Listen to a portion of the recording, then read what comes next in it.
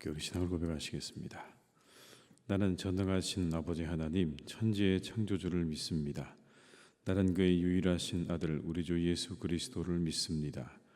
그는 성령으로 잉태되어 동정녀 마리아에게서 나시고 본디오 빌라도에게 고난을 받아 십자가에 못 박혀 죽으시고 장사된 지 사흘 만에 죽은 자 가운데서 다시 살아나셨으며 하늘에 오르시어 전능하신 아버지 하나님 우편에 앉아 계시다가 거기로부터 살아있는 자와 죽은 자를 심판하러 오십니다. 나는 성령을 믿으며 거룩한 공교회와 성도의 교제와 죄를 용서받는 것과 몸의 부활과 영생을 믿습니다. 아멘.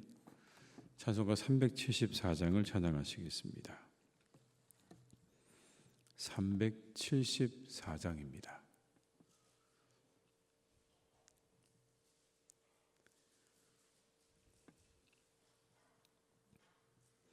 찬송가 374장을 함께 찬양하시겠습니다.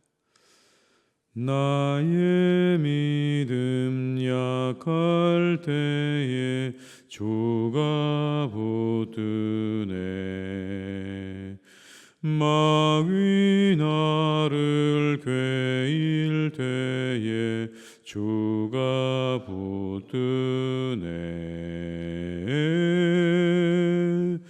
나를 붙드네.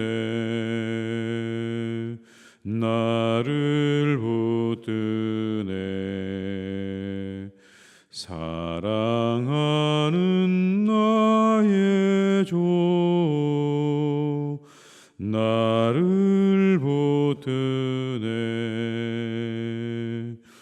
우리 구주 아니면 서지 못하네. 나의 사랑 식을 때에 주가 붙드네. 나를 붙드네. 나를 붙드네. 사랑하는 나의 주 나를 붙드네. 나를 위히 보시고 항상 붙드네.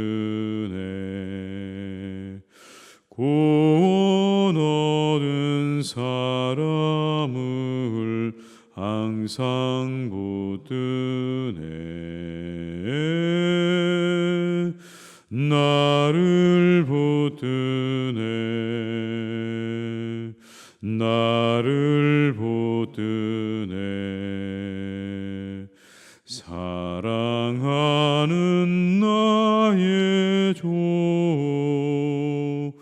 나를 붙드네. 나의 영혼 약할 때에 주가 붙드네. 피를 흘려 샀으니 주가 붙드네. 나를 붙드네. 나를 붙드네. 사랑하는 나의 주 나를 붙드네. 4절입니다. 나의 영혼 약할 때에 주가 붙드네. 피를 흘려 샀으니 주가 붙드네. 나를 붙드네. 나를 붙드네. 사랑하는 나의 주 나를 붙드네.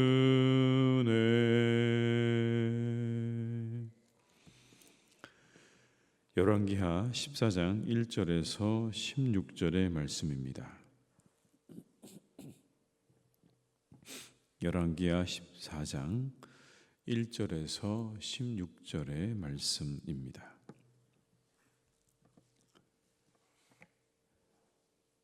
열왕기하 14장 1절에서 16절의 말씀을 함께 봉독하시겠습니다. 이스라엘의 왕 여호아스의 아들 요아스 제2년에 유다의 왕 요아스의 아들 아마샤가 왕이 되니 그가 왕이 된 때의 나이 25세라. 예루살렘에서 29년간 다스리니라. 그의 어머니의 이름은 여호앗단이요 예루살렘 사람이더라. 아마샤가 여호와 보시기에 정직히 행하였으나 그의 조상 다윗과는 같이 아니하였으며 그의 아버지 요아스가 행한 대로 다 행하였어도 오직 산당들을 제거하지 아니하였으므로 백성이 여전히 산당에서 제사를 드리며 분향하였더라. 나라가 그의 손에 굳게 섬에 그의 부왕을 죽인 신복들을 죽였으나 이는 모세 율법책에 기록된 대로 함이라. 곧 여호와께서 명령하여 이르시기를 자녀로 말미암아 아버지를 죽이지 말 것이요 아버지로 말미암아 자녀를 죽이지 말 것이라. 오직 사람마다 자기의 죄로 말미암아 죽을 것이니라 하셨더라. 아마샤가 소금 골짜기에서 에돔 사람 10,000명을 죽이고 또 전쟁을 하여 셀라를 취하고 이름을 욕되리라 하였더니 오늘까지 그러하니라. 아마샤가 예후의 손자 여호아스의 아들 이스라엘의 왕 요아스에게 사자를 보내 이르되 오라 우리가 서로 대면하자 한지라. 이스라엘의 왕 요아스가 유다의 왕 아마샤에게 사람을 보내 이르되 레바논 가시나무가 레바논 백향목에게 전가를 보내어 이르기를 내 딸을 내 아들에게 주어 아내로 삼게 하라 하였더니 레바논 들짐승이 지나가다가 그 가시나무를 짓밟았느니라. 내가 에돔을 쳐서 파하였으므로 마음이 교만하였으니 스스로 영광을 삼아 왕궁에나 내 집으로 돌아가라.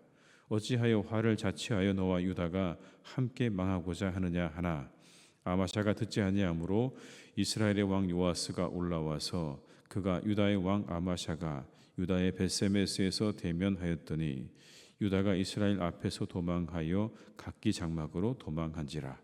이스라엘 왕 요아스가 벳세메스에서 아하시아의 손자 요아스의 아들 유다 왕 아마샤를 사로잡고 예루살렘에 이르러 예루살렘 성벽을 에브라임 문에서부터 성 모퉁이 문까지 400규빗을 헐고 또 여호와의 성전과 왕궁 곳간에 있는 금은과 모든 기명을 탈취하고 또 사람을 볼모로 잡고서 사마리아로 돌아갔더라. 요아스의 남은 사적과 그의 업적과 또 유다의 왕 아마샤와 싸운 일은 이스라엘 왕 역대지략에 기록되지 아니하였느냐.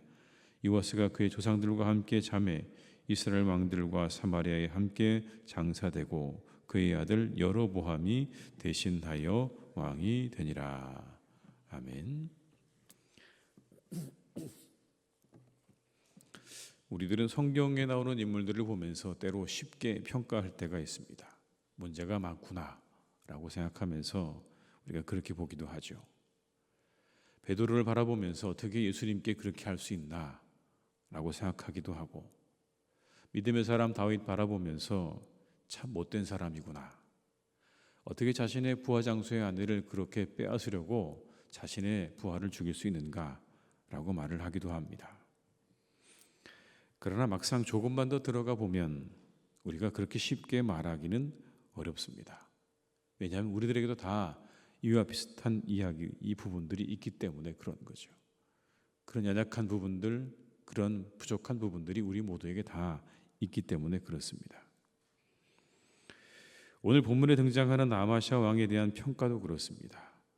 선했지만 불완전했던 사람이었다라는 겁니다. 그가 선하기는 했지만 불완전했다.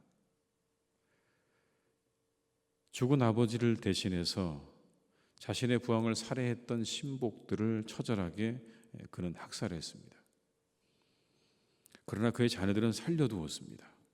이유가 있죠. 율법에서 그렇게 하라고 얘기했거든요. 각각의 사람들이 자신의 죄 때문에 죽는 것은 맞지만 아버지가 아들의 죄 때문에, 아들이 아버지의 죄 때문에 죽는 건 옳지 않다라고 이야기를 합니다. 그러니까 이와 같은 것들이 옳지 않다라는 것으로 그 자신의 아버지를 죽인 그런 신복들의 자녀들은 그대로 살려둡니다. 이건 상당히 위험한 일이기도 하죠.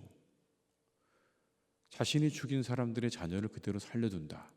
그건 복수의 씨앗이 되기도 할 것이고 이후에 어떤 일이 벌어질지 아무도 알 수 없는 위험한 일입니다. 그런데 이것을 왜 기록하고 있는가? 아마샤가 그런 사람이었다는 겁니다. 자신의 감정이 휩쓸려서, 그리고 그 이후에 일어날 발생될 일 때문에 그렇게 자기 마음대로 행동한 게 아니라 그런 위험을 감수하고서라도 하나님의 말씀을 따라서 그렇게 행했다고 하는 걸 분명하게 보여주고 있는 거죠. 그래서 아마샤가 하나님 보시기에 정직하게 행했다라는 평가를 받게 되는 이유도 아마 이런 걸 겁니다. 그러나 완전하지는 않았습니다. 본문 3절과 4절의 말씀을 제가 읽어드리겠습니다. 아마샤가 여호와 보시기에 정직히 행하였으나 그의 조상 다윗과는 같이 아니하였으며 그의 아버지 요아스가 행한 대로 다 행하였어도 오직 산당들을 제거하지 아니하였으므로 백성이 여전히 산당에서 제사를 드리며 분향하였더라. 그의 아버지 요아스처럼 그렇게 행했다고 말합니다. 그러나 그의 아버지처럼 산당을 제거하지는 않았다는 겁니다. 뿐만 아니라 에돔 족속을 물리친 일이 있었는데 그때 포로 10,000명을 언덕에서 밀쳐 죽인 일이 있었습니다. 포로 10,000명을 언덕에서 다 그냥 밀어서 떨어뜨려서 죽인 거죠. 굉장히 잔혹한 일입니다. 그걸 성경이 그대로 기록을 하고 있습니다. 이상의 사실들에서 알 수 있는 일들이 있습니다. 사람이 아무리 선하게 행동하고 정직하게 한다 하더라도 그 과정에서 수없이 많고 적은 잘못과 실수들을 범한다는 겁니다. 모든 사람들이 다 허물투성이라는 거예요. 불완전한 존재라는 겁니다. 우리가 그리스도의 보혈의 공로를 의지할 수밖에 없는 이유가 여기 있습니다. 아무도 완전하지 않은 거예요. 완전하려고 하기는 하지만 완전하지 않고 완전할 수도 없다는 겁니다. 주님이 우리에게 필요한 이유입니다. 예수님의 십자가의 그 보혈의 공로가 우리에게 필요한 이유가 성경에 이렇게 기록되어 있는 겁니다. 이 말씀 통해서 우리는 다시 한번 우리 자신들을 돌아보게 됩니다. 자신은 완전하지 못하면서 다른 사람들에게 완전을 요구하는, 완벽을 요구하는, 혹시 우리들은 그런 사람들은 아닌가요? 형제의 눈 속에 있는 티는 보면서 자신의 눈 속에 있는 들보는 보지도 못하고 뽑을 마음도 없는 것이죠. 대신 상대의 눈에 있는 티를 가지고 비판합니다. 참 인생의 아이러니죠. 자신은 그렇지 못하면서 상대방에게 완벽을 요구합니다. 그런데 여러분, 성경은 우리에게 말씀합니다. 하나님도 우리에게 완전을 요구하지 않으십니다. 하나님도 우리에게 완벽을 요구하지 않으세요. 그랬다면 예수님이 오실 이유가 없었을 겁니다. 만약 우리에게 완전과 완벽을 요구하신다면 예수님이 이 땅에 오실 이유가 없습니다. 그리고 아마도 완전을 요구하신다면 아무도 남아있지 못할 겁니다. 세상에 어떤 사람도 하나님 앞에서 남아있을 사람이 없는 겁니다. 그런데 우리가 누구에게 다른 사람들에게 완전을 요구합니까? 완전하지도 않고 완벽할 수도 없어요. 그래서 사람은 사랑의 대상인 겁니다. 그래서 사랑하라고 말씀하신 거예요. 어느 누구도 완벽하지 않고 완전하지 않기 때문에 오래 참고 인내해야 하는 존재가 사람인 겁니다. 오늘 하루도 우리가 다른 사람들을 사랑으로 대하며 살아가시기를 주님의 이름으로 축복합니다. 사랑으로 대하며 살아가셔야 돼요. 다른 사람에게 완벽을 요구하지 마십시오. 하나님도 우리에게 완벽을 요구하지 않으십니다. 다른 사람을 사랑하라고. 하나님이 우리를 사랑하셔서 그 아들을 보내주셨다고 말씀하지 않으셨습니까? 하나님이 세상을 사랑하셔서 그 아들을 보내주셨던 것처럼 우리도 다른 사람들을 사랑하며 살아가는 것이 마땅한 것입니다. 이 하루도 우리가 사랑하며 살아갈 수 있기를 주님의 이름으로 축복합니다. 아마샤는요, 집권 초기에 부왕이었던 요아스를 살해한 신복들의 방해로 많은 어려움을 겪지만 그런 와중에도 나라를 잘 세워나갑니다. 그러다가 자신의 그 아버지의 원수들이죠. 자신의 아버지를 죽인 신복들을 다 죽이면서 더욱더 그의 왕권은 확립이 돼 나갔고, 그런 내부적으로 정리되어진 힘을 가지고 이제 외적으로 밖을 향해서 나아가게 됩니다. 그게 바로 에돔과의 전쟁이었는데, 그 에돔과의 전쟁에서 승리를 거두게 됩니다. 안에 있는 모든 세력도 다 이제 본인이 평정을 하고, 그리고 에돔과의 전쟁에서도 승리를 하고 나니까 여러분, 이 아마샤에게 엉뚱한 생각이 듭니다. 그게 뭐였냐면 북이스라엘을 정벌하겠다는 마음이 든 겁니다. 이 기세를 몰아서 북이스라엘을 내가 쳐들어가서 그 북이스라엘을 우리의 나라로 다 이제 흡수해야 되겠다는 마음을 가지게 되는 겁니다. 근데 이게 교만한 겁니다. 이스라엘 왕 요아스에게 대면을 요청하죠. 8절의 말씀입니다. 아마샤가 예후의 손자 여호하스의 아들 이스라엘의 왕 요아스에게 사자를 보내 이르되 오라 우리가 서로 대면하자 한지라. 여기 여러분, 대면하자는 말은요, 그냥 얼굴 보자는 이야기가 아닙니다. 선전포고입니다. 선전포고. 그러자 이 아마샤의 도전에 요아스가 아주 재미있게 이렇게 대응을 합니다. 9절의 말씀을 한번 같이 읽어보시겠습니다. 9절입니다. 이스라엘의 왕 요아스가 유다의 왕 아마샤에게 사람을 보내 이르되 레바논 가시나무가 레바논 백향목에게 전가를 보내어 이르기를 내 딸을 내 아들에게 주어 아내로 삼게 하라 하였더니 레바논 들짐승이 지나가다가 그 가시나무를 짓밟았느니라. 이렇게 은유적으로 이야기합니다. 레바논 가시나무가 레바논 백향목에게 전가를 보내서 내 딸을 내 아들에게 주어 아내로 삼게 하라고 말했다는 겁니다. 여러분, 가시나무는 뭡니까? 쓸모없는 겁니다. 전혀 쓸모가 없습니다. 식용으로 쓸 수도 없고 그 꽃을 딸 수도 없다고 합니다. 가시 때문에. 그래서 가시나무는 아무짝에도 쓸모없는 나무로 그렇게 상징되어지는 것이고, 성경에서는 그래서 뭘 의미하냐면 저주와 심판을 상징할 때 쓰는 게 가시나무입니다. 반대로 백향목은 완전히 다른 거죠. 높이가 30m씩 올라가고 1000년씩 자라는 그런 나무 아닙니까? 그래서 이 나무는 언제 쓰입니까? 정결하게 하는 의식을 할 때 쓰이고 성전 건축의 재료로 쓰여졌던 아주 고귀한 나무입니다.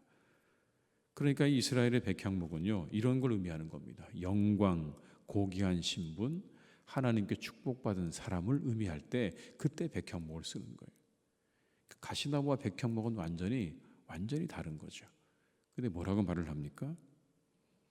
감히 가시나무가 백향목, 북이스라엘에게 내 딸을 내 아들에게 주어서 아내로 삼게 하라라고 말한다는 겁니다.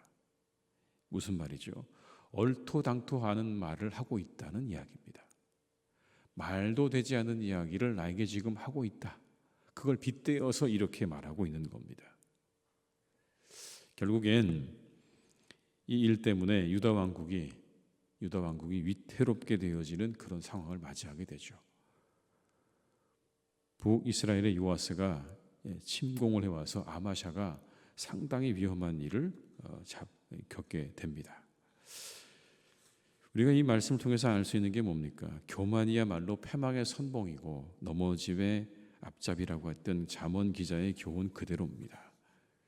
교만이 뭡니까? 자신을 과대평가하는 거죠.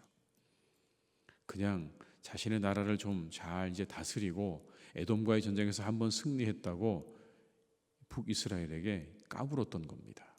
분수를 몰랐던 거예요. 북이스라엘이 어떤 상황인지 얼마나 강력한지를 모르고 있었던 거죠. 분수를 알아야 하는데 그걸 알기가 참 어렵죠. 특히 내가 좀 힘을 가지게 되면 그러면 분수를 알기가 어려워집니다. 자신이 누구인지를 망각하기 시작하면 그때부터 교만해지기 시작하는 거죠. 그 교만이요, 사람을 패망으로 이끄는 겁니다. 그런데 언제 교만해지는 걸까요? 언제 교만해질까요, 여러분? 오늘의 이 이야기 속에 담겨져 있는 메시지는 그런 겁니다. 일이 잘 되어질 때 사람들은 교만해진다라는 겁니다. 뭔가 일이 좀 잘 되어지는 것 같으면, 그러면 금세 사람들은 교만해져서 자신이 누구인지를 다 망각하고 교만해지기 시작한다라는 겁니다. 아마샤가 그랬습니다. 일이 잘 되어갈 때 우리가 늘 끼어서 주의해야 될 것이 있다면 그게 바로 교만입니다. 일이 잘 될 때 더욱 겸손해야 합니다. 오늘도 우리 일들이 잘 되시기를 주님의 이름으로 축복합니다. 하시는 모든 일들이 잘 되시기를 바랍니다. 그러나 그때 교만해지지는 마시고 더욱 겸손하게 그 일들을 잘 해나가시기를 주님의 이름으로 축복합니다. 함께 기도하시겠습니다. 사랑이 많으신 아버지 하나님, 오늘도 우리를 부르셨습니다. 우리 가운데 함께 하시는 아버지 하나님, 우리 모두가 이 하루도 겸손하게 살아갈 수 있기를 간절히 기도합니다. 하나님이 우리에게 주신 모든 것들, 그 은혜를 우리가 기억하며 우리가 겸손하게 이 하루를 살아갈 수 있도록 도와주시옵소서. 특별히 하나님, 우리가 다른 이들을 사랑하며 살아갈 수 있기를 간절히 원합니다. 우리도 참 연약하고 부족한 데가 많은 사람들입니다. 우리 안을 들여다보면 하나님, 냄새가 나기도 하고, 그리고 도저히 견딜 수 없는 부분도 우리 안에 있습니다. 우리 모두가 하나님 다 이처럼 죄로 인해서, 그리고 연약함으로 인해서 우리 모두가 그렇게 우리 자신들을 들여다보게 되면 많은 것들을 발견하게 됩니다. 간절히 바라옵기는 우리가 다른 이들에게 완벽함을 요구하지 않게 하시고 다른 사람들을 사랑하며 살아갈 줄 아는 그런 사람들이 되게 하여 주옵소서. 하나님도 우리에게 완전함과 완벽함을 요구하지 않으시는데 우리가 어떻게 다른 사람에게 완벽함과 완전함을 요구하겠습니까? 주님, 다른 사람 사랑하라 말씀하신 것처럼 하나님이 우리를 사랑하라 하시고 우리를 사랑하셨던 것처럼 우리도 다른 사람 사랑하며 살아가는 이 하루가 되게 하여 주시옵소서. 하나님, 그리고 모든 일이 잘 되어져 갈 때 우리가 더욱더 겸손할 수 있기를 간절히 원합니다. 교만해지지 않도록 우리를 꼭 붙잡아 주시옵소서. 그 교만이 다시 우리를 넘어지게 하고 우리를 패망의 길로 인도한다는 것을 기억하게 하시며 모든 일들이 잘 되어져 갈 때 더욱 겸손하게 하시고 하나님의 은혜를 더욱 기억하게 하시고 그 은혜에 더욱 감사하는 우리 모두가 다 되게 해 주시옵소서. 아버지 하나님, 사랑하는 우리 교회도 주님께서 지켜주시기를 간절히 원합니다. 날마다 하나님 우리 안에 더욱더 서로 사랑하는 마음이 풍성하기를 간절히 기도합니다. 사랑하는 마음을 더하여 주옵소서. 서로 사랑하게 하여 주옵소서. 높아지려는 마음이 있으면 낮추어 주시고 정죄하는 마음이 있으면 그 모든 것들을 바꾸셔서 하나님 다른 이들을 사랑하고 품어주고 그리고 위해주고 격려해주는 아름다운 하나님의 공동체가 될 수 있도록 주님 도와주시옵소서.